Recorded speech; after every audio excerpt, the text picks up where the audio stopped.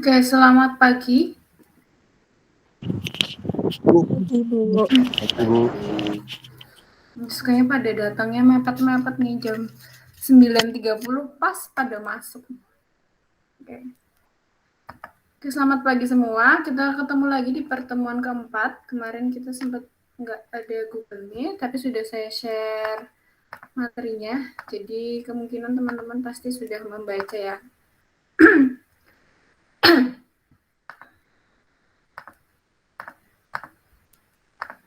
Masih pada masuk. Jadi topik yang akan kita bahas kali ini terkait sistem informasi, organisasi, dan strategi. Kemudian nanti kita bahas juga tentang etika dan isu sosial. Jadi kita 2 chapter akan membahas di satu pertemuan.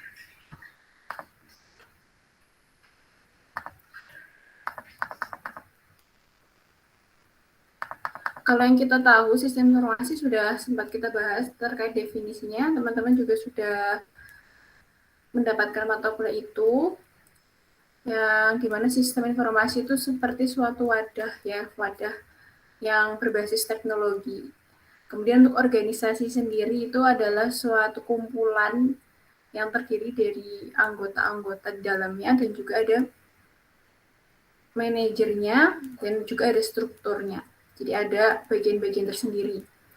Dan strategi sendiri itu termasuk di dalam suatu perencanaan di dalam perusahaan yang tentunya tujuannya adalah untuk mencapai suatu tujuan dari perusahaan itu sendiri, baik itu non-profit, profit, ataupun tujuan lainnya. Karena setiap perusahaan pasti ada visi misi tertentu, gitu ya. Biasanya kalau perusahaan yang tujuannya menghasilkan keuntungan, gitu. Atau bisa bersaing di dalam industri.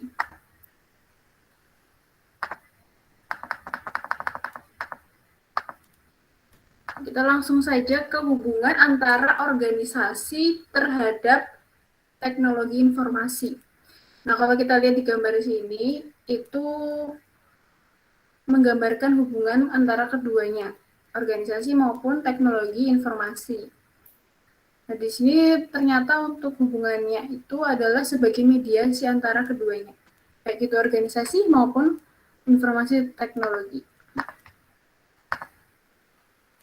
Mediasinya ada berdasarkan aspek lingkungan, tentunya lingkungan dari perusahaan itu sendiri, kemudian dari budayanya juga bisa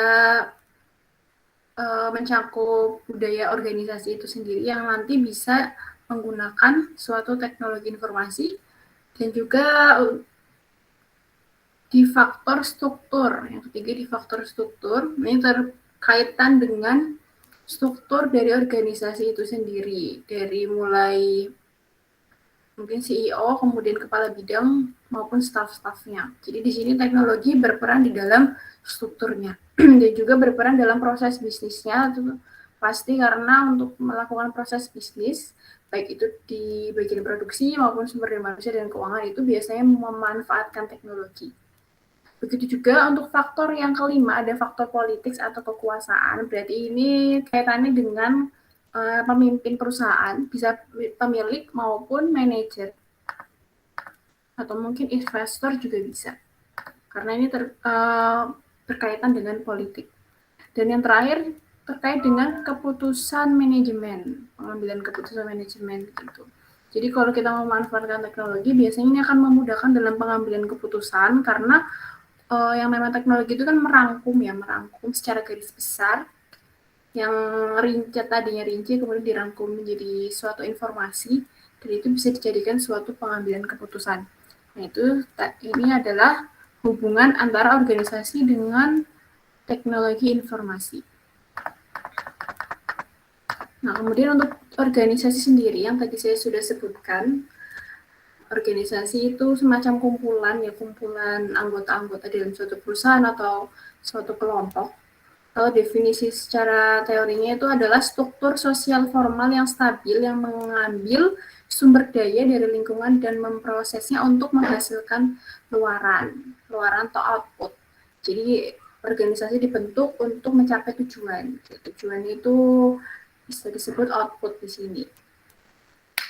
Nah, kalau di sini itu dikatakan bahwa ada 3 elemen di dalam organisasi. Kita bisa lihat di dalam gambar, 3 elemen itu adalah yang pertama inputnya, input dari lingkungan, inputnya ya. Kedua, kemudian proses. Yang ketiga adalah outputnya. Gitu. Jadi, ada 3 elemen di dalam organisasi, input, proses, dan output. Yang ada di gambar yang kalian lihat di sini. Nah, itu mereka saling berkaitan. Jadi, setelah inputnya itu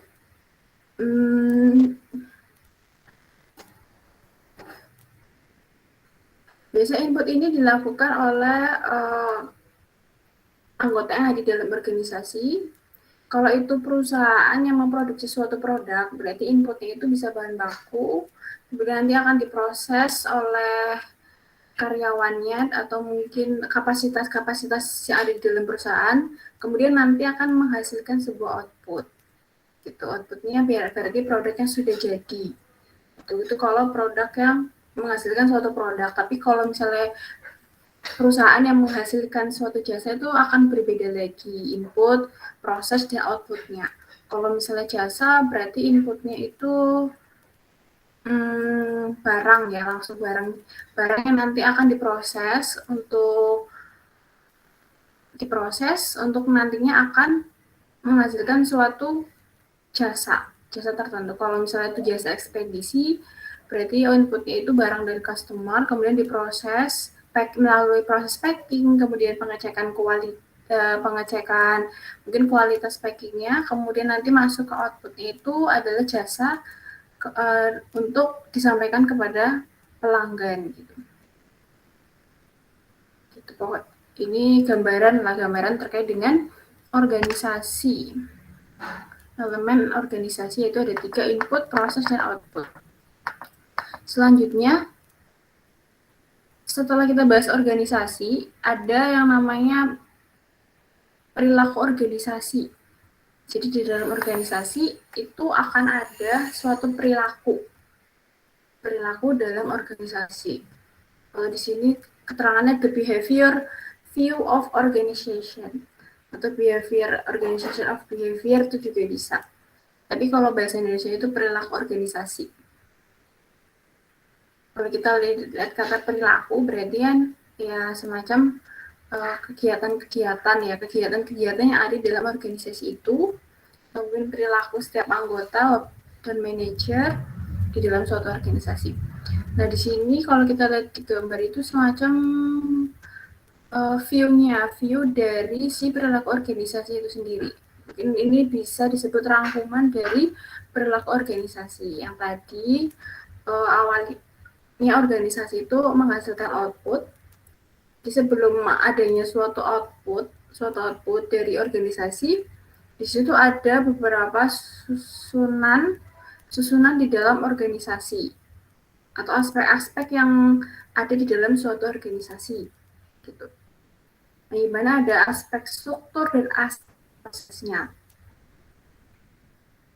Kalau aspek struktur itu sendiri terdiri dari, kalau kita lihat di sini ada hierarki, divisi ya, kita sebut divisi aja.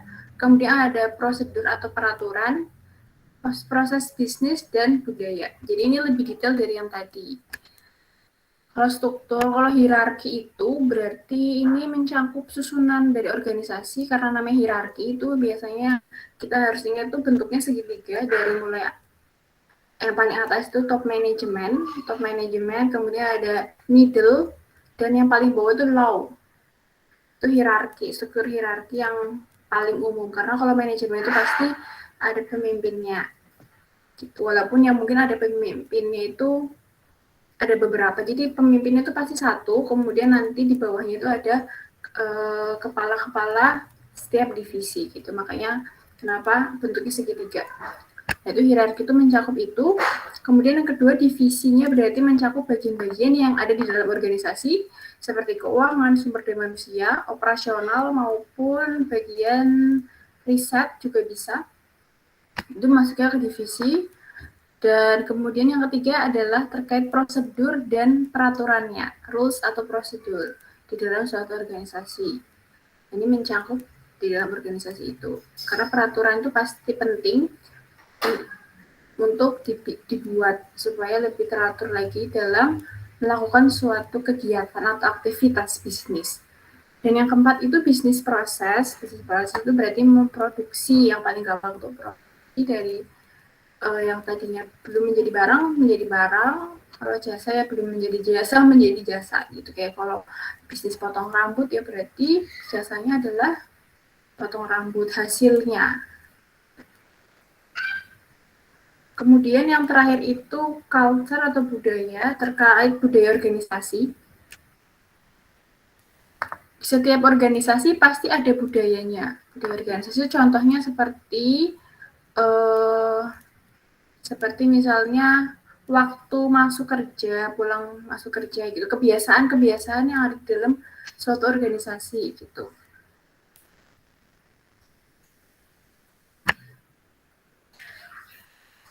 Misalnya kalau memang budaya organisasinya itu bagus dan disiplin, biasanya karyawan-karyawan di dalamnya itu akan disiplin juga, karena itu sudah membentuk suatu budaya. Disiplin baik itu masuk kerjanya maupun dalam mengerjakan suatu deadline gitu. Kemudian untuk tadi struktur tadi itu sudah kita bahas. Selanjutnya ada proses di dalam organisasi, yang termasuk proses itu ada rights atau obligation. Kalau right obligation itu adalah surat berharga, atau kita bisa sebut biasanya itu contohnya saham dan obligasi. Nah, untuk perusahaan besar itu yang menerbitkan saham tentunya di sini termasuk dalam proses bisnisnya. Itu bagaimana cara perusahaan menarik investor untuk menanamkan sahamnya di dalam perusahaan gitu. Tapi kalau nggak menerbitkan saham ya berarti nggak ada. Kemudian yang kedua terkait dengan responsibility atau tanggung jawab dari si organisasi itu. Ya mungkin tanggung jawab setiap divisi itu harus bertanggung jawab terhadap posisinya. Posisi setiap divisi pasti kan memiliki tanggung jawab yang berbeda-beda. Kalau keuangan ya bertanggung jawab melaporkan keuangan setiap bulan, setiap tahun gitu. Kalau sumber daya manusia dia bertanggung jawab untuk menghasilkan sumber daya yang memiliki kinerja yang baik. Kalau produksi bertanggung jawab untuk bisa menghasilkan suatu produk yang berkualitas. Karena kalau produksi kan harus ada quality control, jadi nggak asal produksi aja, ada SOP-nya, ada aturannya. Nah, gitu. Jadi ya semua bagian itu memiliki tanggung jawab. Dan yang terakhir nilai atau value. Ya. Jadi proses ini harus menghasilkan sesuatu yang bernilai. Karena sesuatu yang bernilai akan menguntungkan perusahaan. Dan yang keempat ada norma. Norma itu cakupnya aturan untuk kode etik yang ada di dalam perusahaan yang harus dipatuhi. Dan yang terakhir ada people. People itu berarti orang yang melakukan aktivitas tersebut. Tentunya adalah sumber daya manusianya. Itu tadi kita membahas tentang perilaku organisasi. Nah, kemudian selanjutnya di sini ada rutinitas proses bisnis dan perusahaan. Ini hubungannya lagi antara ketiga hal itu. Jadi kalau perusahaan itu memiliki beberapa rutinitas. Nah, rutinitas ini, kalau ini secara umum berarti di sini ada beberapa proses yang ada di dalam perusahaan. Jadi tidak ada satu proses karena bagian-bagiannya pun berbeda-beda. Jadi kalau organisasi itu kan memiliki banyak bagian ya. Walaupun mereka bagiannya berbeda, tentunya tujuannya satu, yaitu untuk mencapai tujuan perusahaan. Kalau itu perusahaan menjual produk berarti untuk mencapai keuntungan atau profitabilitas perusahaan. Gitu. Nah, ini contohnya itu ada bisnis proses 1, proses 2, proses 3, proses 4 dan seterusnya. Ini mereka proses-proses ini mereka akan menjadikan suatu kesatuan gitu di dalam bisnis perusahaan. Jadi walaupun mereka memiliki rutinitas yang berbeda-beda, tetap tujuannya satu, sama gitu. Karena perusahaan juga ada visi misinya. Itu visi misinya satu ya, dan untuk mencapai visi misi tersebut tentunya butuh sinergisitas antara satu divisi dengan divisi lainnya. Selanjutnya kita bahas tentang lingkungan dan organisasi, relationship, hubungannya lingkungan antara organisasi. Kalau yang termasuk lingkungan di sini, kita lihat di sini ada government. Kalau lingkungan itu sebelah kiri, kalau perusahaan itu yang lingkaran kuning gitu. Ini hanya semacam gambaran untuk bisa lebih memahami lebih mudah terkait hubungan lingkungan dengan perusahaan. Jadi lingkungan itu sebenarnya kalau kita tahu itu biasanya ada di dalam perusahaan sama di luar. Kalau di sini kita lihat berarti ini di luar ya, di luar perusahaan. Karena di lingkungan ini itu cenderungnya itu ke yang ada di lingkungan eksternal seperti pemerintahan. Nah, pemerintahan juga memiliki hubungan dengan perusahaan karena pemerintahan itu kan mereka membuat suatu kebijakan, suatu peraturan-peraturan tertentu ya tentunya terkait bisnis atau terkait dengan penyusunan organisasi tertentu yang nantinya akan mempengaruhi juga aktivitas dari perusahaan atau organisasi. Kemudian yang kedua ada competitors. Nah, karena ada competitors, biasanya kalau perusahaan yang memang memiliki kompetitor, lingkungan kompetitor itu penting juga untuk diperhatikan karena dengan kita mengetahui kompetitor itu melakukan proses bisnis, kita akan bisa menentukan strategi yang tepat gitu. Jadi termasuk lingkungan di dalam bisnis itu kompetitor gitu. Karena harus diperhatikan. Begitu juga dengan yang ketiga itu ada customer, pelanggan. Karena sasaran targetnya adalah kita customer, maka itu juga perlu diperhatikan lingkungan customernya seperti apa. Customer apakah yang kita targetkan, yang kita sasarkan, dan lingkungannya seperti apa, pangsa pasarnya terbaik atau tidak gitu. Kemudian yang keempat ada financial institution, itu berarti terkait institusi keuangannya.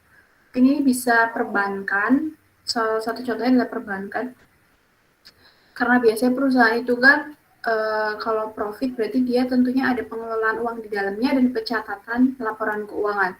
Dan untuk penyimpan uangnya itu biasanya memang harus ada pihak ketiga seperti perbankan. Jadi nggak disimpan sendiri di dalam perusahaan.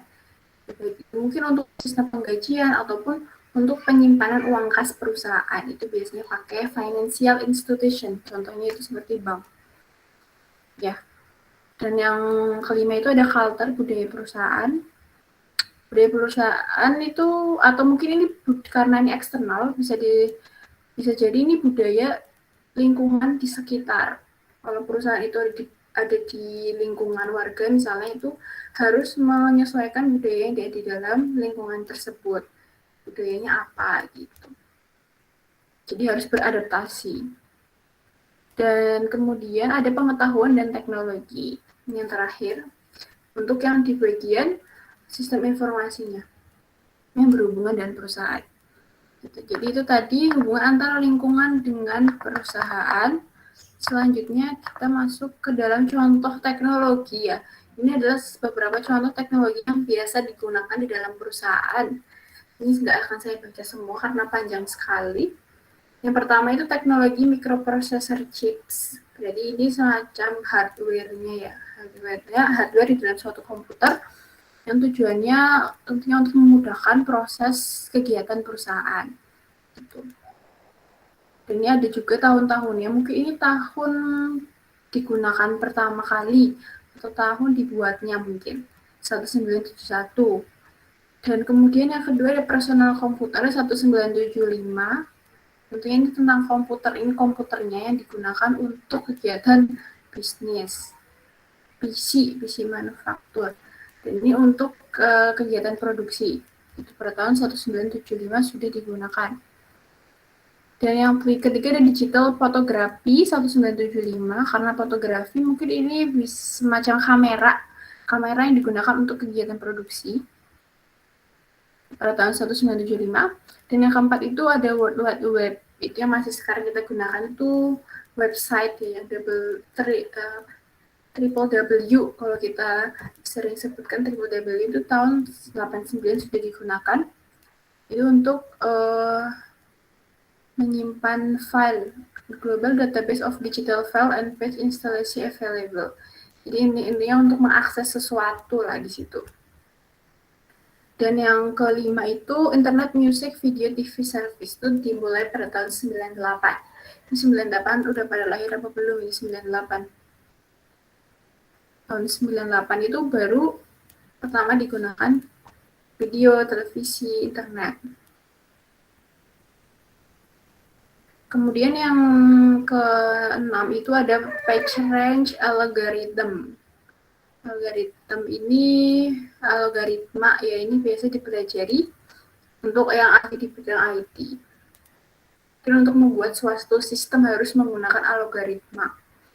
Dan yang terakhir ada software as web service, yaitu software-software yang saat ini masih digunakan juga pada kehidupan kita sehari-hari maupun perkuliahan, pendidikan, dan bisnis juga. Dan itu banyak sekali contoh dari software. Ya, itu tadi contoh teknologi yang digunakan. Kemudian di sini ada struktur organisasi. Struktur organisasi atau tipe struktur organisasi. Ada 5. Yang pertama entrepreneurial structure. Entrepreneurial structure itu berarti struktur untuk wirausaha ya, untuk wirausaha karena entrepreneur. Contohnya itu small startup business. Berarti kalau ada yang punya bisnis startup kecil-kecilan, ini salah satu tipe organisasi yang pertama, yaitu entrepreneurial structure. Karena itu kecil dan biasanya milik perseorangan. Kalau entrepreneur itu ciri-cirinya dia milik perseorangan.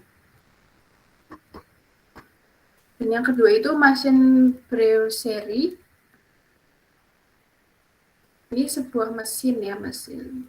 Struktur organisasi yang di dalamnya itu ada mesinnya untuk memproduksi. Namanya mesin brasserie. Dan yang ketiga itu divisionalized brasserie. Itu tipe organisasi yang di dalamnya itu ada beberapa divisi atau kombinasi antara mesin dan divisi-divisi. Itu struktur tipe yang ketiga. Dan tipe yang keempat itu ada professional brasserie. Profesional ini adalah contohnya itu sistem yang ada di sekolahan. Yang digunakan untuk profesional seperti di sekolah, di rumah sakit maupun di perusahaan hukum gitu. Ini tipe organisasi yang keempat. Jadi untuk yang profesional. Bukan untuk kewirausahaan, bukan untuk produksi, tapi melainkan untuk instansi biasanya. Dan yang kelima itu adokrasi. Ini sistem untuk perusahaan konsultasi. Yaitu tipe-tipe organisasi saat ini. Organisasional ada 5. Entrepreneurial, mesin, kemudian divisionalize, itu komunikasi antara mesin dan divisi-divisi. Dan yang keempat ada profesional, berarti itu untuk instansi ya, seperti sekolah, rumah sakit dan hukum. Dan yang terakhir adokrasi, itu untuk perusahaan konsultasi biasanya. Tipe organisasi untuk perusahaan konsultasi. Di sini ada dampak teknologi itu sendiri. Kalau dari sudut pandang ekonomi, teknologi itu mengubah biaya karena biaya ya di sini.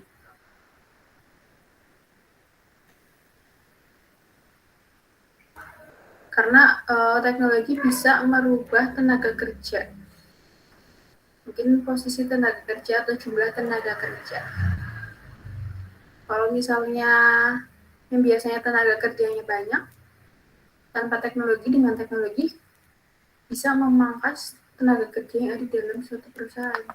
Gitu. Jadi dampaknya kadang ini juga bisa disebut dampak yang kurang baik untuk para pencari kerja. Karena jadi mengurangi lapangan pekerjaan. Kemudian dampak perilaku organisasi. Kalau kita lihat di gambar, ini yang namanya hierarki yang tadi saya sebutkan. Hierarki itu segitiga. Berarti itu kalian bisa membayangkan kalau hierarki segitiga itu gambaran dari struktur perusahaan. Karena namanya manajemen itu pasti ada yang top top manajemennya paling atas itu cuma satu, dan itu membawahi beberapa bagian, dan bagian-bagian juga ada bawahannya lagi. Kalau dulu mungkin karena ini semacam ini menceritakan terkait dampaknya. Kalau kita lihat di gambar sebelah kiri itu ada dua segitiga. Ini perbandingan antara yang terdahulu, yang tradisional hierarki, yang belum dengan teknologi, dengan yang sudah dipengaruhi oleh teknologi yang kedua. Jadi bentuk strukturnya itu atau anggota-anggota dalam strukturnya itu menjadi lebih berkurang dibandingkan sebelumnya. Kalau yang pertama itu kan banyak sekali bagiannya ya. Mungkin ada 4 tingkatan, ada kepalanya ada 4 atau 3 itu, membawahi beberapa staf. Sedangkan untuk ketika sudah dipangkas dengan memanfaatkan teknologi itu hierarkinya menjadi lebih sedikit. Gitu. Malah hanya satu tingkatan saja. Jadi ada top management, middle langsung ke staff. Jadi udah tidak ada lagi staff-staff lain di bawahnya.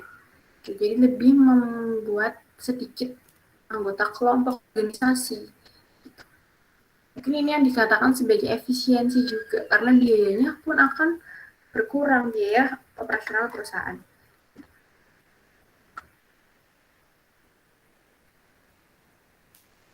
Dan untuk gambar yang sebelah kanan terkait dengan inovasi dari sistem informasi. Inovasi di bidang perubahan.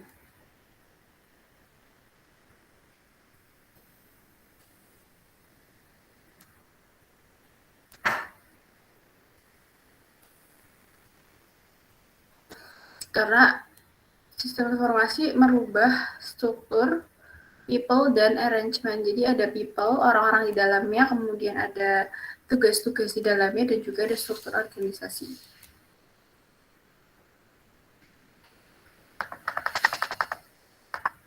Kita lanjut aja langsung ke slide selanjutnya, itu terkait dengan Michael Porter's Competitive Force Model. Ini itu strategi. Jadi Michael Porter ini terkenal pembuatan strategi di dalam manajemen.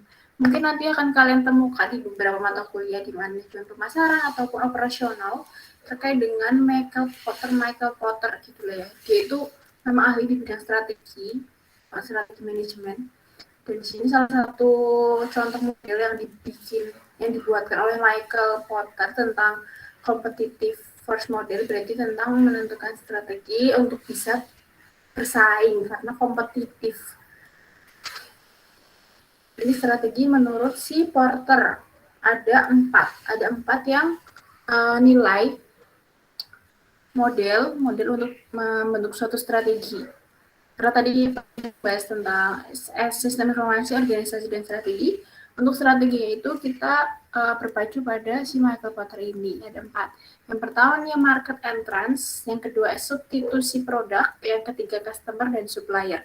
Jadi strategi itu bisa dibentuk dari 4 model atau 4 si aspek tersebut.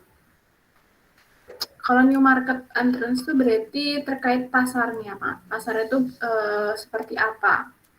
Itu pasar di dalam industrinya. Itu seperti apa kondisinya? Kemudian substitusi produk, apakah ada produk pengganti? Kalau substitusi itu kan produk pengganti. Kalau misalnya nasi bisa diganti dengan gandum, bisa diganti dengan jagung gitu. Jadi produk yang kita hasilkan, produk yang perusahaan hasilkan, apakah ada produk lainnya bisa menggantikan produk kita gitu. Jadi kita harus menganalisis itu, karena namanya strategi kita analisis, dan tentunya terkait dengan kelebihan dan kekurangan produk itu juga. Dan yang ketiga itu tentang customer. Customer itu pelanggan. Nah, kita menganalisis customer-nya itu udah sering sekali dibahas. Analisis customer di perilaku konsumen itu ada pembahasannya ataupun nanti di manajemen pemasaran. Dengan menganalisis customer itu ya dengan penetapan strategi kayak segmenting, targeting, positioning, untuk melihat customer apakah yang akan kita targetkan, kemudian dianalisis. Dan kemudian supplier itu berarti terkait dengan pemasoknya, pemasok bahan bakunya ke kita. Jadi ini 4 hal yang harus diperhatikan dalam membentuk suatu strategi. Mungkin ini ada yang mau ditanyakan nggak di sini? Sampai sini dulu. Substitusi produk, mungkin ada yang bingung. Kalau substitusi produk itu bisa dari kita mau ya dari substitusi pesaing maupun dari dalam perusahaan sendiri. Kalau misalnya substitusi kalau di dalam perusahaan sendiri itu terkait dengan bahan bakunya. Misal kalau ada bahan baku yang nggak tersedia dari supplier, apakah bisa ada pengganti bahan baku lain untuk menghasilkan produk kita gitu. Jadi substitusi itu terkait dengan produk pengganti lah. Baik itu di lingkungan dengan pesaing maupun di lingkungan di dalam perusahaan. Gitu.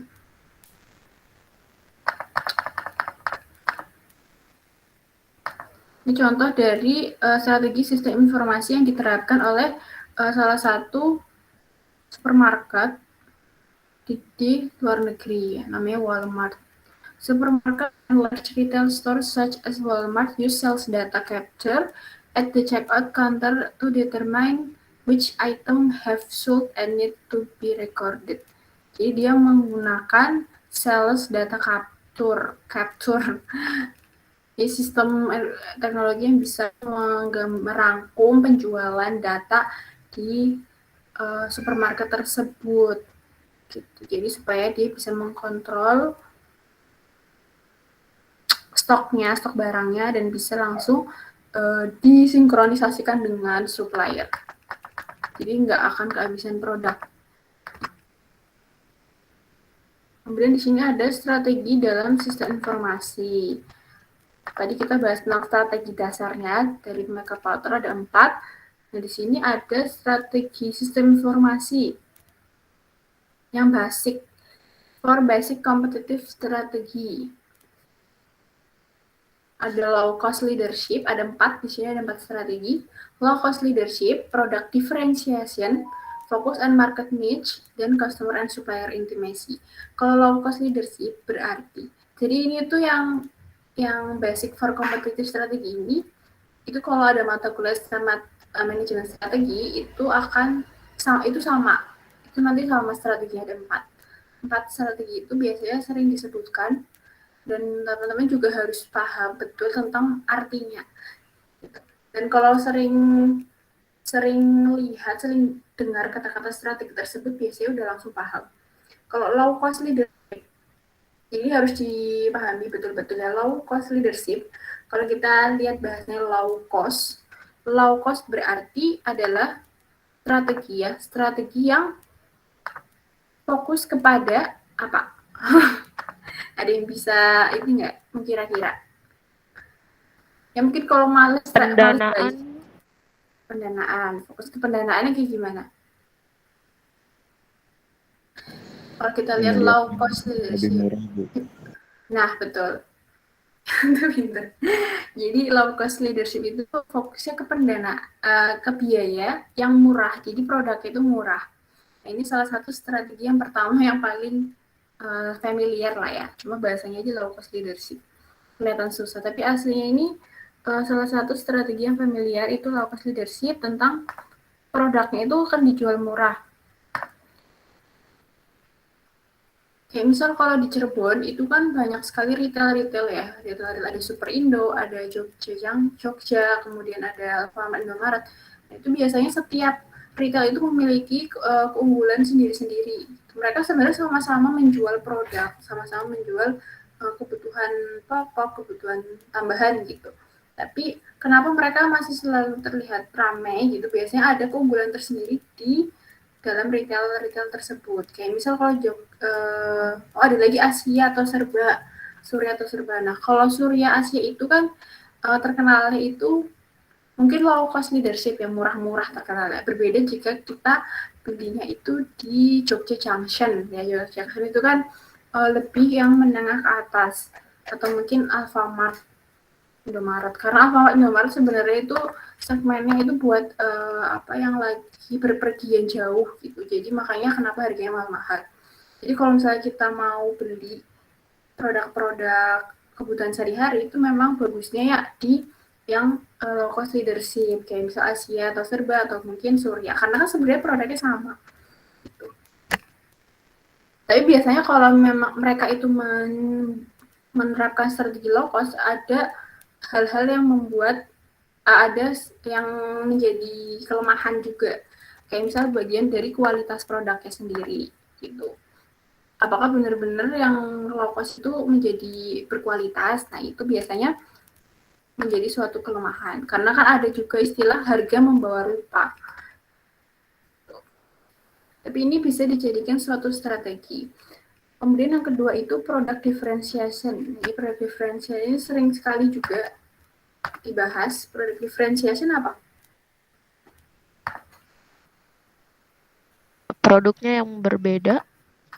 Iya, yang berbeda-beda. Contohnya, ini sudah ada contohnya sebenarnya. Tapi kalau mau ngasih contoh yang lebih gampang, yang di dalam Indonesia itu juga ada banyak produk yang berbeda-beda. Jadi perusahaan yang menghasilkan produk yang berbeda-beda. Contohnya apa?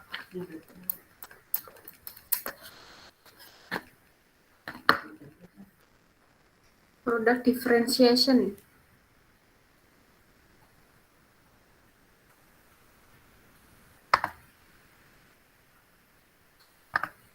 Halim mungkin paling gak asik nih. Halim paling gak asik kalau kuliah. Mungkin bisa nyontohin perusahaan yang menawarkan produk yang berbeda-beda itu apa? Jadi perusahaan dia menjual atau menawarkan jasa yang beda-beda jenisnya atau bervariasi.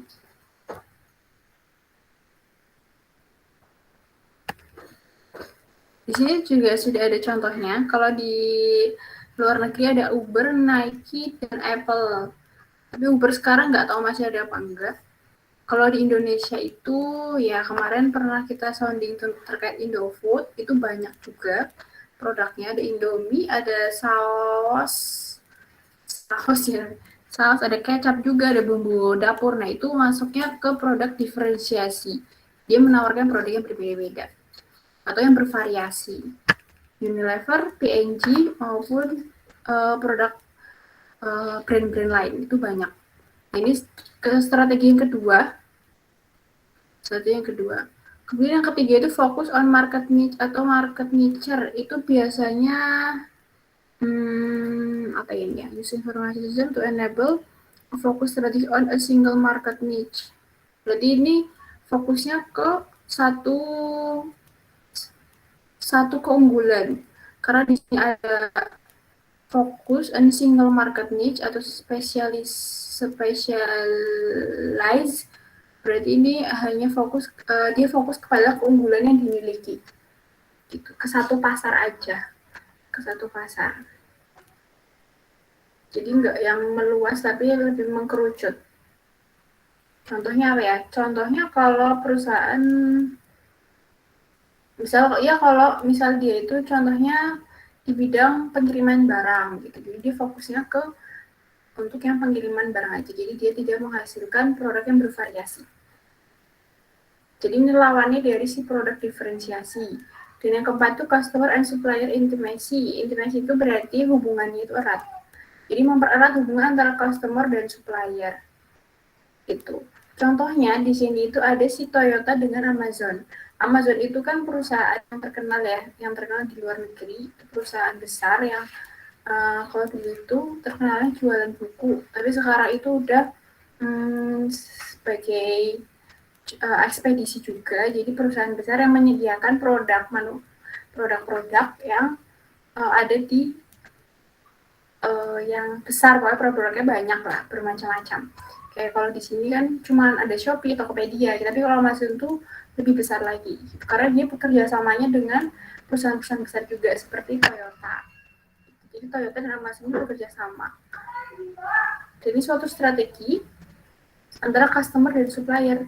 Customer-nya di sini Amazon, supplier itu Toyota. Jadi Toyota yang mensuplai, Amazon yang menjual gitu. Ini strategi ini salah satu 4 strategi dasar dari sistem informasi ataupun manajemen. Manajemen juga sebenarnya ini masuk ke dalam manajemen ini. Low cost leadership, product differentiation, focus on market need, dan customer and supplier intimacy. Jadi harus dipahami betul-betul ini terkait strategi keempat ini.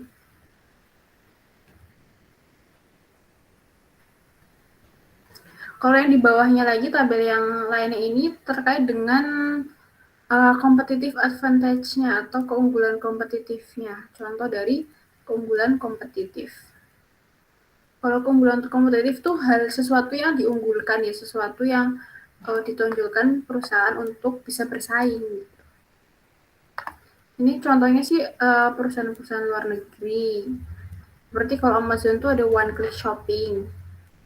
Nah, jadi ini kayak keunggulan yang ditanamkan dari Amazon ke customer itu one click shopping. Jadi hanya dengan sekali klik kamu bisa belanja lebih mudah. Atau kalau bahasa marketing itu ini positioning dari Amazon.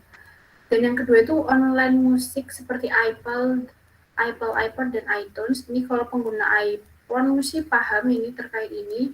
Ini suatu competitive advantage yang ditawarkan oleh si perusahaan Apple. Itu online musik Apple. Mungkin ada keunggulan sendiri dalamnya. Kalau saya sendiri bukan pengguna iPhone jadi kurang paham. Tapi ini keunggulan dari si Apple sendiri. Dan yang ketiga itu ada perusahaan yang mungkin ini bergerak di bidang olahraga. Di sini juga nggak ada di Indonesia. Dan yang keempat itu terkait dengan perusahaan ini fintech. Kalau PayPal itu fintech, e-commerce yang bergerak di bidang keuangan. Yang ini terkenal sebagai online person to person, berarti terkait pembayaran dari orang ke orang itu lebih mudah gitu. Kalau yang kalian kenal di Indonesia itu biasanya Flip sekarang yang lagi hits, itu transfer tanpa biaya admin gitu. Nah, itu suatu keunggulan kompetitif yang ditawarkan oleh si Flip itu, jasa keuangan online atau fintech ya, kita anggap sebagai fintech. Itu contoh dari keunggulan kompetitif yang ditawarkan oleh perusahaan. Dan setiap perusahaan pastinya berbeda-beda.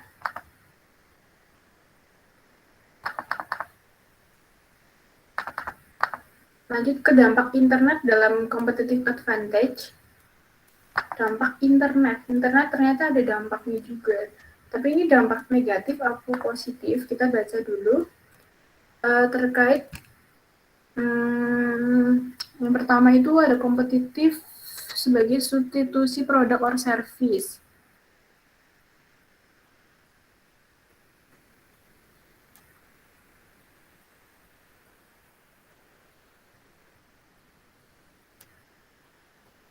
Saya lagi agak lama connect-nya ini karena bahasa Inggris, kita pelan-pelan translate-nya.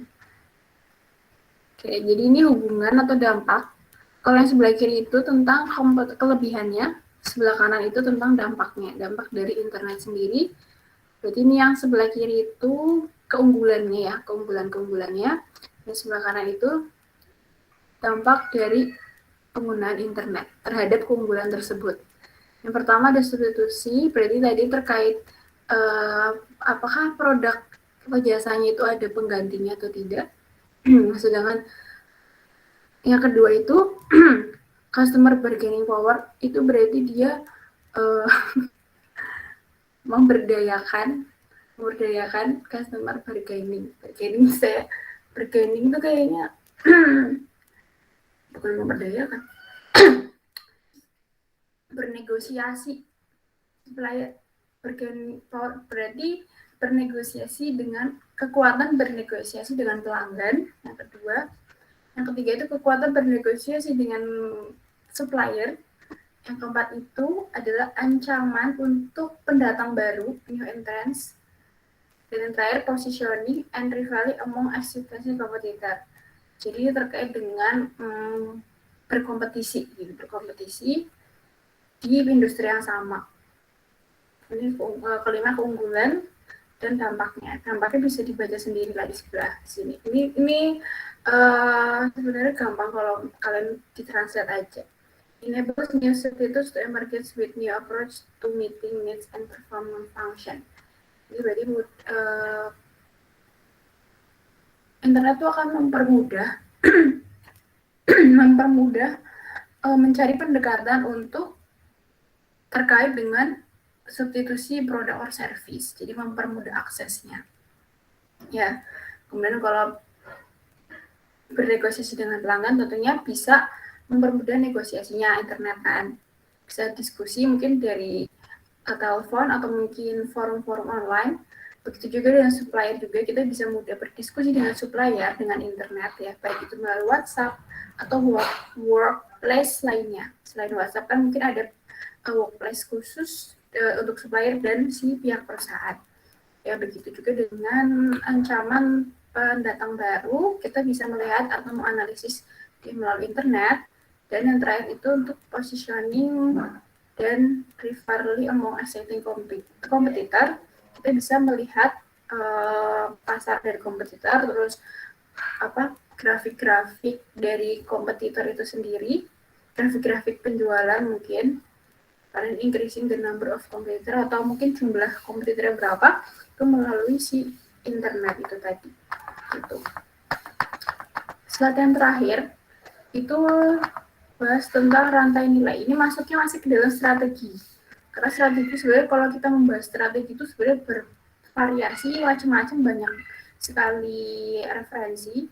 Karena tadi kita berpacu pada Michael Porter itu tadi ada 4 yang tadi, terus kemudian kita masuk ke strategi sistem informasi, dan di sini masih ke Porter. Ini menurut Porter juga tentang rantai nilai. Karena strategi itu tujuannya adalah membuat suatu nilai yang baik tentunya supaya nanti si tujuan perusahaan tercapai. Tentunya ada rantai nilainya untuk mencapai suatu value itu tadi, value atau penilaian yang positif. Jadi untuk mencapai suatu nilai itu ada banyak aspek-aspek yang penting diperhatikan dan dilakukan, rencanakan, dilaksanakan, dan diperhatikan maupun dikontrol. Itu ada beberapa aktivitas seperti aktivitas yang pendukung dan juga aktivitas yang utama.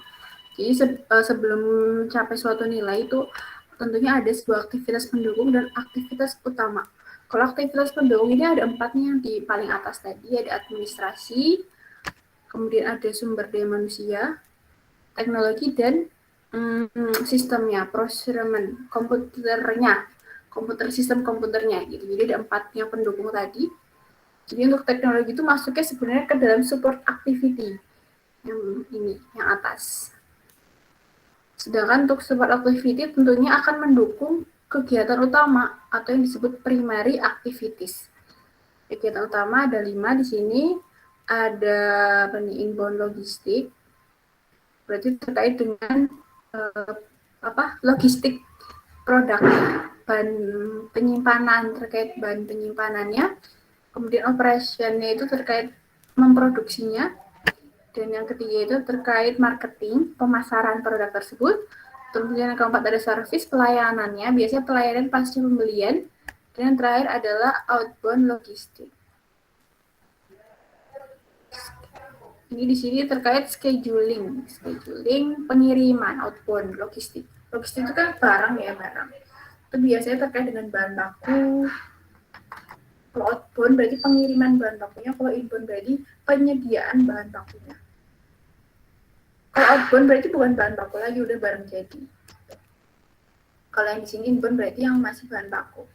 Atau kalau memang bukan perusahaan yang membuat barang, yang produk aja gitu, produk, kemudian nanti akan diproduksi, baik bisa di packing, kemudian dijual, setelah dijual ada pelayanan pasca penjualan, dan juga setelah itu balik lagi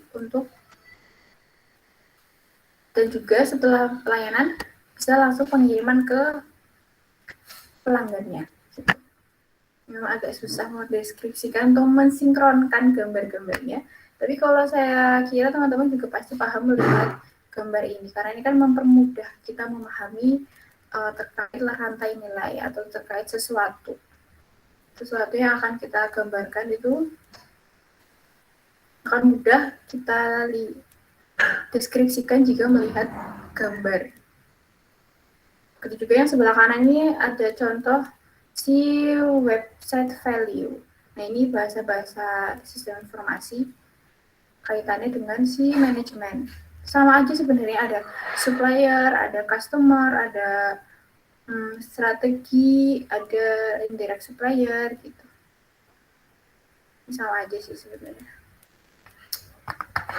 Oke. Jadi tadi kita membahas terkait organisasi, sistem informasi dan juga strateginya. Kita lanjut langsung ya ke chapter yang kedua. Baru udah sejam sebenarnya, hampir sejam. Tapi ini kalau yang bab yang kedua ini tentang etika dan isu sosial ini nggak serumit yang tadi. Ini tuh lebih kepada tentang isu-isu yang ada di dalam sistem informasi. Gitu. Sebelumnya kita istirahat dulu, saya screenshot dulu lah ya yang masuk hari ini. Kita nafas dulu saja. Mungkin sampai sini ada yang mau ditanyakan dulu tadi terkait dengan strategi. Mungkin masih ada yang bingung. Ambil saya screenshot. Screenshot.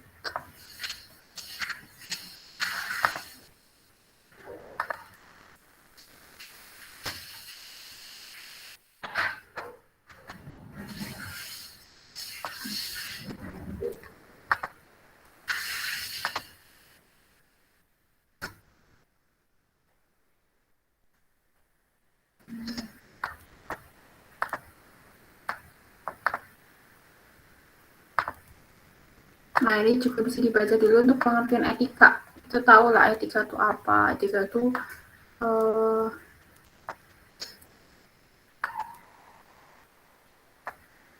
semacam aturan yang harus dipatuhi ya, etika. Beretika, semacam perilaku, termasuk perilaku dalam berorganisasi.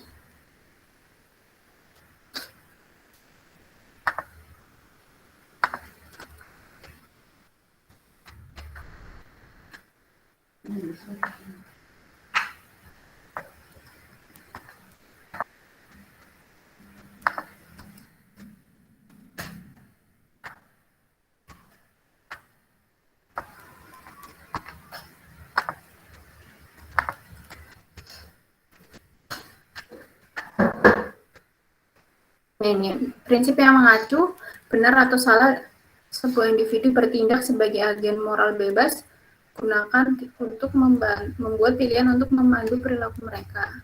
Berarti ini terkait benar dan salahnya si perilaku individu tadi terkait etika. Biasanya ini ditentukan oleh lingkungan sosialnya ya, karena setiap lingkungan kan berbeda-beda. Ada yang mengatakan oh ini benar, ini salah, itu berdasarkan lingkungan biasanya.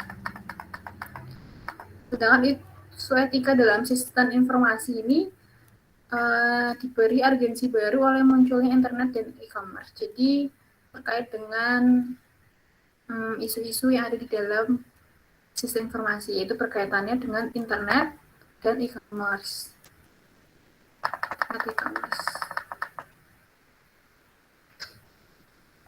Internet dan teknologi perusahaan digital dianggap membuat mudah dari sebelumnya untuk merakit, mengintegrasikan, dan mendistribusi informasi, melepaskan kekhawatiran baru tentang penggunaan yang tepat dari informasi pelanggan, perlindungan privasi pribadi, dan perlindungan kekayaan intelektual.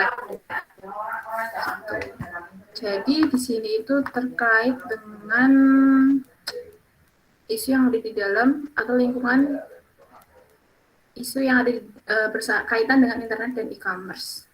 Nanti kita akan bahas tentang perlindungan privasi dan isu-isu lainnya di bawah sini. Nah, kalau ini udah pernah kita bahas juga di awal terkait dengan sistem informasi yang berkaitan dengan solusi bisnis, tapi ini untuk aspeknya berbeda-beda. Jadi dari solusi bisnisnya berbeda-beda. Kalau di sini itu lebih kepada privasi membahas terkait isu ini tuh membahas terkait privasi dan juga tentang peningkatan efisiensi dan lower cost atau biaya yang murah. Kalau isu-isu sih ada chapter ini.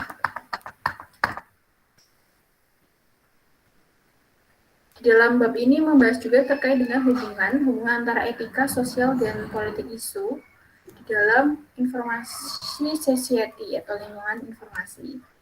Nah, ini hubungannya. Ini hubungan antara etika, sosial, dan politik isu. Kalian bisa lihat di sini, hubungannya ada 5. Ada 5 aspek di dalamnya, itu seperti information and obligation atau surat berharga dan obligasi. Kemudian yang kedua ada property right, berarti ini surat berharga terkait properti dan obligasi juga.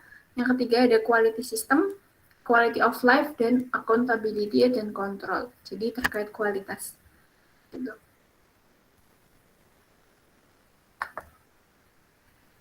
Ini lingkungan hubungannya itu tadi bisa digambarkan dari sana. Dan di sini ada trennya, tren dari teknologi dan dampaknya. Tren itu berarti yang sedang digunakan ya. Kayak yang pertama ini computing power. Ini berarti salah satu contoh tren yang digunakan. Dan dampaknya apa ada di situ, bisa dibaca. Dengan komputer sistem bisa lebih membuat for critical operational and become more vulnerable to system failure. Jadi lebih solutif. Ya, kalau yang kedua itu data storage cost rapidly decline, itu berarti terkait dengan pengorganisasian yang lebih mudah. Dan yang ketiga itu data analyze, menganalisis data. Yang keempat itu tentang networking advantage, keuntungan berjejaring networking, saling berkesinambungan, atau bisa kalau di sini dampaknya itu bisa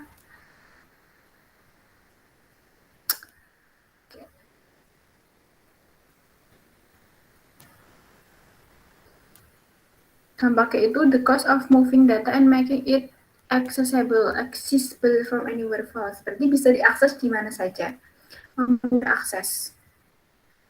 Terus yang terakhir mobile device growth impact itu terkait dengan penggunaan device, gitu, yang tentunya memudahkan individu dalam melacak sesuatu, baik itu pengetahuan maupun yang lainnya.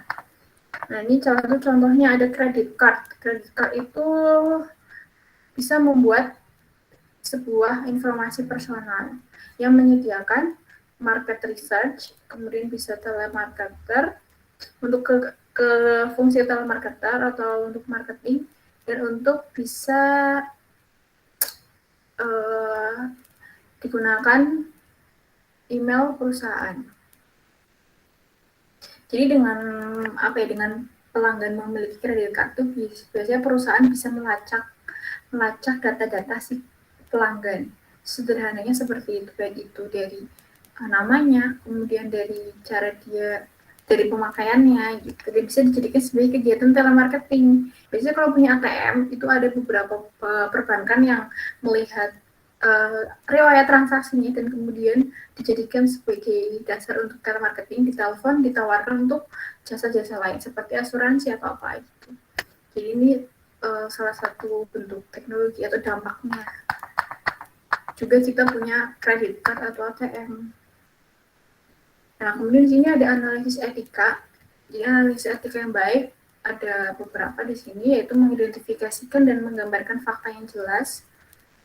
Kemudian yang kedua, tentukan konflik atau dilema dan identifikasi nilai-nilai tinggi yang terlibat. Yang ketiga, identifikasi pemangku kepentingan. Yang keempat, identifikasi opsi-opsi yang dapat diambil secara wajar. Dan yang kelima, identifikasi konsekuensi potensial dari pilihan. Jadi ini etika yang mungkin harus disarankan untuk diterapkan dalam mengambil atau dalam menggunakan teknologi. Khususnya kalau misalnya kita ingin mengambil data konsumen, data pelanggan atau supplier, itu harus ada etikanya. Jadi nggak sekedar kita sembarangan merangkum data atau menjadi sebuah informasi, karena ada etika-etika yang harus diperhatikan, gitu. Menyangkut privasi pelanggan, gitu. Karena namanya internet itu sangat terbuka dan akan mudah sekali jika ada data terus disalahgunakan. Makanya di situ ada kenapa ada etika. Di sini ada tantangan internet terhadap privasi. Nah, teknologi internet dikatakan menjadi tantangan untuk perlindungan privasi. Jadi karena ada internet, privasi kita itu sebenarnya terancam di sini. Gitu. Karena kita kan harus punya email, dan email itu ada password. Di dalam email tersebut, walaupun ada password, tapi kan berarti data kita itu sudah ada di pihak tertentu ya. Misalnya kayak Google. Google sudah punya data kita tuh sebagian besar, karena kita juga pengguna Android, di mana wajib pakai Google gitu. Dan itu biasa saling terintegrasi, dan itu sebenarnya merupakan suatu ancaman privasi kita, yang dimana kita nggak tahu mereka itu akan mengambil data kita itu yang mana, gitu kan. Nah ini tantangannya, gimana caranya kita supaya tidak tidak pemakaian internet itu tidak merugikan diri kita sendiri gitu. Di sini ada istilah yang disebut cookies. Cookies adalah file teks kecil yang disimpan di hard drive komputer saat pengguna mengunjungi situs web. Berarti bisa dikatakan catatan riwayat apa yang sudah kita lakukan. Makanya kalau di Android itu sering sekali kita suruh hapus cookies ya. Itu termasuk semacam riwayat-riwayat yang sudah kita lakukan di situ. Jadi sudah terangkat sebenarnya, walaupun ada password. Nah, tapi itu merupakan suatu rangkuman kegiatan kita yang perlu kita waspadai.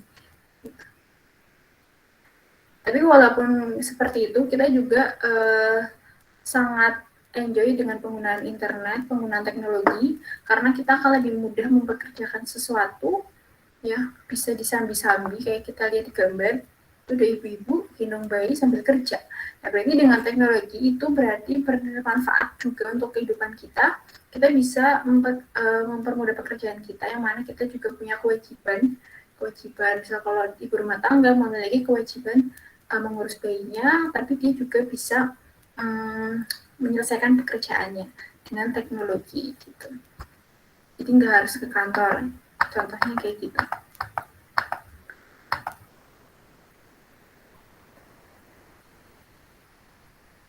Nah, kemudian kita akan bahas tentang dampak teknologi lain. Nah, di sini untuk dampak teknologi ada resiko kesehatan.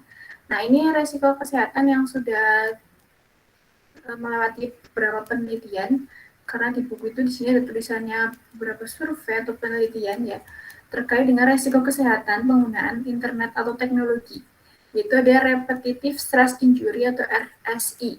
Ini penyakit akibat kerja yang umum saat ini adalah ini RSI. RSI terjadi ketika kelompok otot dipaksa melalui tindakan berulang sering dengan beban berdampak tinggi atau puluhan ribu pengulangan di beban bawah berdampak rendah. Jadi ini mungkin resiko kesehatan yang terjadi itu karena kita sering sekali keseringan menggunakan teknologi seperti komputer, keyboard kayak gitu kan, biasanya ada kegiatan berulang. Jadi tangan kita mengetik-ngetik terus setiap hari, itu bisa menyebabkan RSI atau repetitive stress injury. Jadi mungkin otot tangan kita menjadi stres di situ. Karena di sini ditemukan ada banyak sepertiga dari angkatan kerja itu yang sudah terjadi atau sudah mengalami hal seperti itu. Jadi 1/3 dari angkatan kerja di luar negeri itu kena repetitive stress injury. Itu karena di sini ini dari keyboard, ya dari keyboard, karena sering mengetik. Jadi ini penyakit terkait dengan struktur tulang pergelangan tangan, dan bagian lainnya itu yang menyebabkan rasa sakit karena penggunaan teknologi yang terlalu sering. Nah, jadi ini harus diwaspadai ya teman-teman. Kalau misalnya mau kerja kelompok atau belajar menggunakan laptop, itu harus istirahat ya minimal 20 menit lah. Jadi jangan terlalu sering menggunakan komputer atau HP. Sebenarnya komputer enggak kayaknya. Laptop mungkin ada hanya beberapa orang yang menggunakan ya. HP itu juga, karena HP itu kan kita ada aktivitas mengetik ya. Aktivitas mengetik, kita beli kalau misalnya punya pacar, Adit lagi chattingan sama pacarnya gitu, pasti kan lama tuh. Nah itu harus istirahat tuh, jangan sering-sering chattingan. Nanti takutnya kena RSI, repetitive stress injury, atau penyakit di pergelangan tangan. Nah, yang kedua ada computer vision syndrome. computer vision syndrome, mengacu pada kondisi kelelahan mata yang terkait dengan penggunaan layar, tampilan di komputer desktop, laptop, e-reader, smartphone, dan seterusnya. Nah, ini memang sering. Ya, pasti teman-teman juga ada yang mengalami juga. Itu minus lah ya, bahasanya minus, matanya jadi blur. Nah, ini salah satu dampaknya ya, kalian jadi cepat minus, matanya blur, kacamataan gitu. Kayak saya juga, ini masuknya ke computer vision syndrome atau CSV. Nah, ini isu-isu kesehatannya nih. Jadi harus diperhatikan, jangan sampai berlebihan. Gitu. Jadi ini slide terakhir. Mungkin sampai sini ada yang bertanyakan terlebih dahulu. Udah cukup paham lah ya terkait teknologi. Anak zaman sekarang itu kalau nggak tahu teknologi, itu kayaknya nggak jarang gitu. Kebanyakan pasti udah tahu lah secara garis besar teknologi. Cuma di dalam mata kuliah ini kita lebih memperdalam lagi atau mengkait-kaitan teknologi dengan manajemen. Jadi jangan teknologi dijadikan sebagai sesuatu yang bisa kita akses kapan sembarangan gitu ya. Kita harus bisa memanfaatkan teknologi itu untuk kegiatan manajemen bisnis maupun pembelajaran juga, pembelajaran maupun pendidikan, sama aja pembelajaran pendidikan, bisnis maupun kegiatan lainnya yang lebih bermanfaat gitu. Ada yang mau ditanyakan? Oke, sudah cukup jelas sepertinya, atau sudah cukup ngantuk ya, sudah cukup jelas dan sudah cukup ngantuk. Kalau gitu kita akhiri saja perkuliahan pada kali ini, semoga bisa bertemu lagi untuk pertemuan selanjutnya. Karena hari ini kita berdua materi, jadi ya saya nggak terlalu banyak nanya ya, nanti kalau saya nanya nanti kebanyakan diskusi malah jadi lama. Kita nanti ketemu lagi di pertemuan selanjutnya, insya Allah. Saya ini ya, akhiri saja perkuliahan pada kali ini. Selamat siang. Assalamualaikum warahmatullahi wabarakatuh. Terima kasih Bu. Waalaikumsalam. Terima kasih Bu.